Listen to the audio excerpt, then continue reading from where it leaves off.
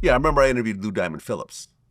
Mm. And if you remember his career, he came out the gate Yeah. big. Oh, yeah. You know, La Bamba, Mm-hmm. was a Stand and Deliver.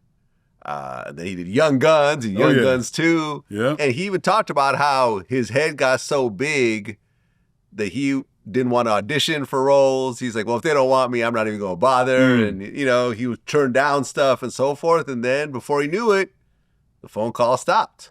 And he had long stretches. You know how weird that is that you're telling me about Lou Diamond Phillips right now? Why is that?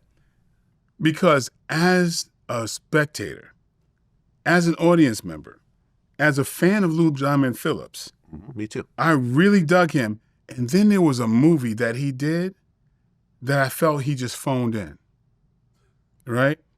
And I think it was The Power of, it had some kind of power or one, something like this. And I felt like he phoned it in.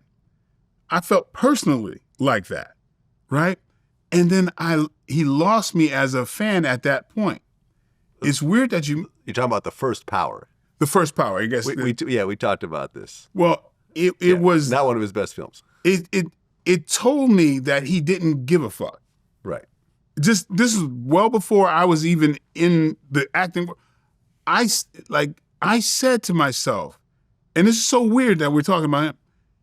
Because of that, I said, I will never do that, what he just did. And so it's a weird thing that Lou Diamond Phillips experience I had has haunted me. Really? And I said, if I'm going to do a movie, even if it's a bad movie, I'm gonna bust my ass to be the best I possibly can, because I don't want my audience to feel like I felt because of Lou Diamond Phillips. And I don't want to like, harp on it. He could have been great after that, but that happened to be my experience, and it just kind of always stuck with me not to do that.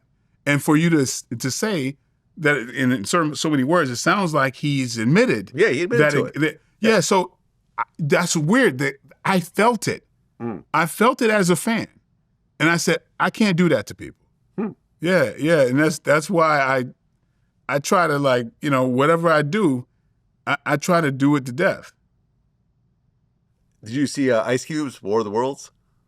No. This movie got a 0 on Rotten Tomatoes. Oh, okay. I think I heard about that. Like, oh yeah, you couldn't escape. There was, I guess. Yeah. Yeah. There was a lot of posts about that. I didn't see the movie because there was enough criticizing it. And he claimed, he said it was bad because it was filmed during the pandemic, and I guess the director couldn't be in the same room as him, or it was something, but it was, it was pretty bad.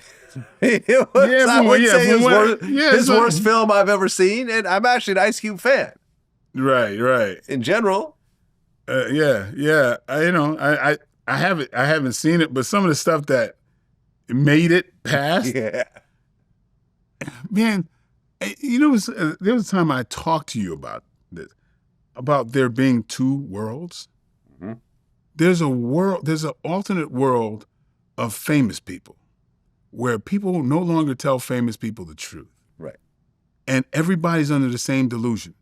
And you could be in that room and they could be like on something like, the clouds are red and the water's pink. Yeah, go along with it. I'm like, no, I'm not going to do. Like, it's just this weird thing where that's why it's like when people have a lot of praise, for me, I just look at it as, okay, you're conditioned to think that way.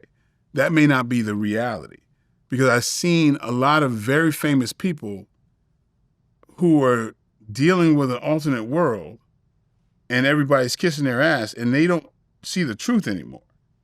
I hate to be in that situation. I don't know if that's the situation with Brother Ice Cube, but it's really rough if you're like not interacting with common folk.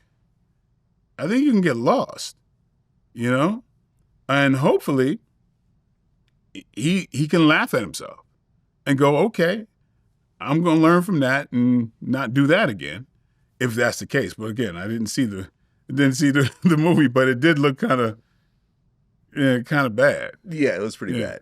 Yeah. Just overall, it was just a bad movie, and there were just parts where Ice Cube was like, it sounds like a table read.